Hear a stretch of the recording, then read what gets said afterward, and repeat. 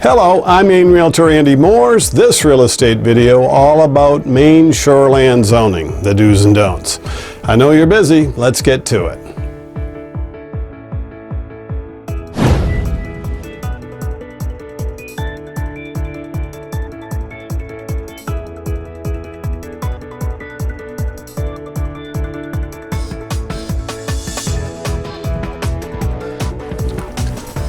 There's a lot to shoreland zoning. Minimum lot size, setbacks, are you grandfathered in? Are you a non-conforming use? What if you have an extra buffer lot? Is that buildable or not? The first thing you do is reach out to whoever is the code enforcement officer in the municipality where you're thinking of building on a main lot around the waterfront. Or if there's an existing waterfront property, reach out before you buy to find out what you can or can't do before that purchase. Shoreland zoning, before 1971, when the legislature enacted shoreland zoning regulations, it was pretty much helter-skelter, hit or miss, use common sense. That's not really the way to protect the Maine waterfront. So the legislature came up with Maine Shoreland zoning legislation.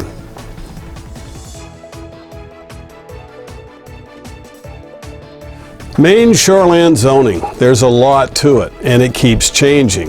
What might have been true a few years ago isn't now, and a town can have tougher standards than the state Maine Shoreland zoning ordinance. So definitely you want to know about, can I build on an existing lot? What's a conforming lot? How many trees can I clear? How big are trees and in what region? Shoreland zoning is a big topic, and if you just go ahead and hope for forgiveness and don't ask for permission, you're going to have problems, expensive legal ones, and you're probably going to have to tear down a structure that you put up, all because you didn't reach out to the code enforcement officer in the community wherever you'd like to build or modify an existing cottage into, say, a lake home. So what's covered in shoreland zoning? Everything from the minimum lot size to how much frontage you need, soil testing, converting a seasonal place into a year-round. Definitely, you want to get your ducks in order when you're building around a lake or buying existing lakefront property. Timber harvesting, what size tree, how big, and they measure everything from about 4.5 feet off the ground. Don't just go ahead and do it. Maine Shoreland zoning was enacted in 1971. The Maine legislature had the foresight to come up with standard rules to go by for the handful of cities Maine has and the over 450 communities. There had to be a template to go by, and it's all about protecting that resource. The waterfront, whether it's a pond, a lake, the ocean, a stream, a brook, there are rules for shoreland development. And they're not hard to get along with at the DEP or the LRC if you're in an unorganized township, but it's a lot better if you go to them before you do the development to make sure everybody's on board. I own a property on Drews Lake that has a retainer wall. You can't put a retainer wall in now, but it was in before the rules that said you had to use riprap or some other surface substance. So I can get a permit by rule to replace up to 50% of that retainer wall. So I reached out to Scott Blair at DEP. I got the fellow that was going to do the work to meet with us at the property. Nothing lost in an email or communication or, oh, I thought you were going to do this. We took close to 2 years planning how to do it, and then everything was done right by the book to protect the lake. In Maine, it's all about giving your waterfront property to the next generation in as good or even better shape. In Maine, it's all about, think like a lake trout, a brook trout. They don't like dirt coming in to that water source. You wouldn't either if you were out front and you were a lake loon. Dirt, soil is the worst thing that can happen to a waterfront property. You'll wonder, what's that stuff growing out front? It's called water that raced to the lake because you cut all those trees and they lost the riparian buffer that kept the dirt on shore rather than out in the water. So definitely reach out to the DEP before you develop. We get asked a lot of questions about lakefront. Can you put a dock out? You can put a dock out, but you can't be causing boat accidents. It has to be temporary, which means not more than 6 months. And it's a good idea to put reflectors on them. And the DEP realizes that sometimes the water is only so shallow along the shore, and you got to go out where you could dive off the end or anchor a boat next to it. So yes, you can have a dock. If there is a boathouse or a bunch of sheds with your lakefront property on an existing structure purchase, don't tear those down, thinking that, well, we'll build better ones later on. It's just like the game of chess. You've got your thumb or your forefinger on a piece, and before you let go of it and commit to your move, make sure. So my idea of what you should do is hang on to that boathouse, repair it, even if it doesn't look like much, you're grandfathered in. If a property is right on the waterfront, say 25 feet back, that's grandfathered in because you've got to be 100 feet back to build now. So I've seen people buy a property with not much to look at, camp, tear it down for that spot, and to build a new place, as long as you keep something from the original structure. Expansion, 30%, but then you get into, is it more than 3 feet off the ground? Are you putting a new foundation in? Is that living space? Is there a cathedral ceiling, not another floor? Definitely don't take my word for it. Don't use your gut. Reach out to the code enforcement officer wherever you would like to build around the shoreline in Maine. Another question we get asked a lot in the Maine real estate business that we're engaged in is, can I put a holding tank on a new lot that I'd like to build something with? No, you can't. A holding tank is a last resort, and for something that's existing. Say you had a 55-gallon drum crude septic tank and you want to replace it because it's malfunctioning. You could put a holding tank, a 2,000-gallon one with an alarm. They're expensive, and if you're going to use the place a lot, you'll get tired of having the pumper come all the time. But a holding tank is only permitted if there's no other way to put an existing updated septic system in. Maybe someone's got a well too close to your little postage stamp lot, someone else's septic system is all jammed in, you got to be 100 feet back from the high water mark and your lot's not that deep. Some lots that you plan on building on aren't big enough, because years ago 100 foot by 100 foot was plenty because you were parking your place about 25 feet back. Now you have to be 100 feet back.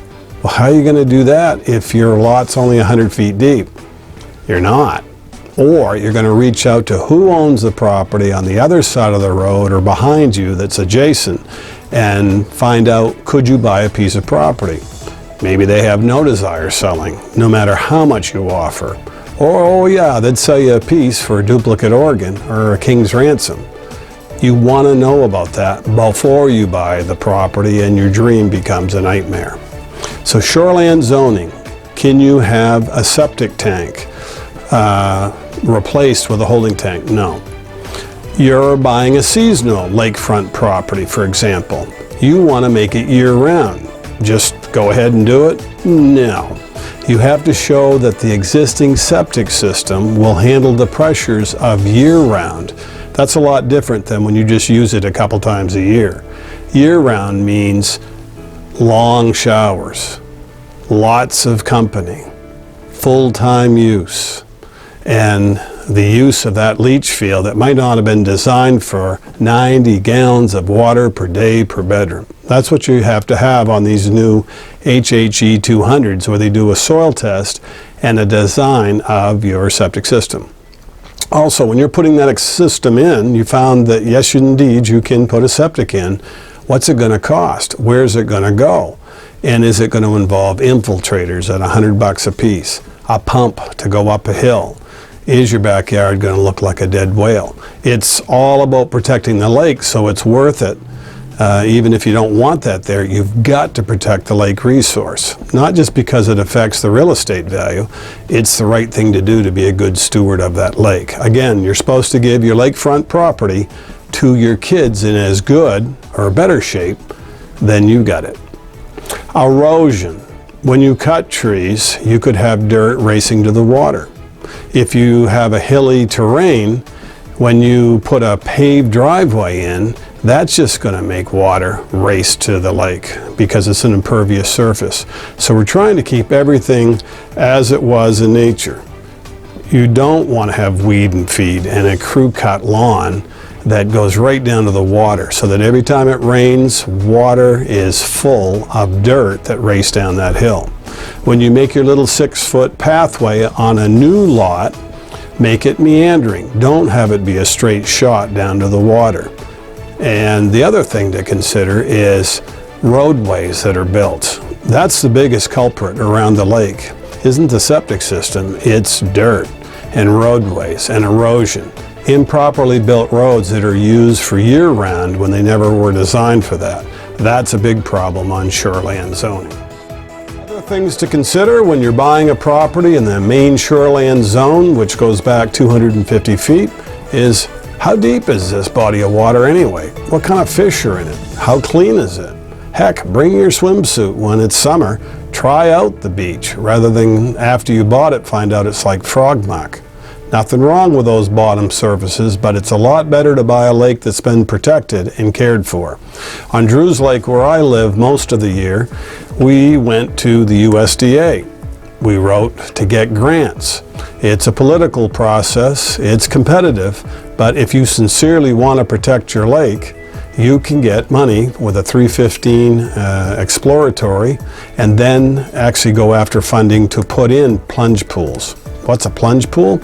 Say you've got a great big hill that you have to go up and down to get into one side of a lake. That is a big source of erosion, unless you do something about it. So what we did was put in, they were expensive, rock-lined gutters or ditches that go along that decline, and then we made big holes that we rock-lined with plunge pools, so that when it rains, cats and dogs, and that happens in the summer, your water will start to pick up speed going down the hill in the ditch, but then it hits a plunge pool, slowly fills to the top, and then it starts again to the next plunge pool. So what you're effectively doing is carrying the water down the hill and keeping the dirt in place. And just water goes into the lake, not a big brown plume every time it rains. You don't want silt with phosphorus and all kinds of other contaminants and even natural organic material to go out into the water. Once in a while on lakeshore property, you will see suds. You're thinking, is that someone's malfunctioning septic system? Are those shower suds or bathtub subs or from loaded dishes? No, it's, unless it has a sudsy, perfumy smell, it is organic. It just happens. And how you can tell what it is take a jar full, put the lid on, shake it. If it's the organic suds that naturally appear along the lakes, it'll dissipate. If it was actually soapy water, it'll make more bubbles. So that's one test. Again, like a woodlot where you don't overcut it and you give it to your kids in as good or better shape because wood is scarce in, say, a Scandinavian country, that is good stewardship. You don't want to hurt the loons, the fish. You want to have the recreational enjoyment. You also don't want milfoil. So check for where is milfoil in the state of Maine. Last time I checked, it was about 4 hours away from where I am up in Aroostook County.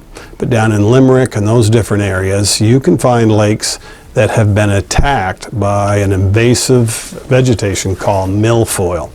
Nobody ever calls our office or emails asking, hey, got anything with a lot of milfoil in it? Just like no one asks for land that's in a swamp. You want clean, visible, when you look down into it, water.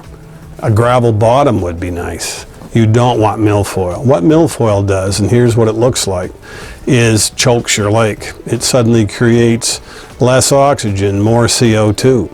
and it's a mess. How does it come into a lake? On a prop. That's why you have some lakes that monitor anybody coming or going to make sure there's not a chute of milfoil on your prop. Or if you had a float plane with pontoons that flew in, you don't want a little piece of milfoil from some other lake that they'd jumped out of and flew to your lake and deposited. Milfoil is not what you want in the lake you're buying. So don't just look at it, find out what's the water quality. What is going on with the lake association? Is the lake, say, a member of the Congress of Lakes Association?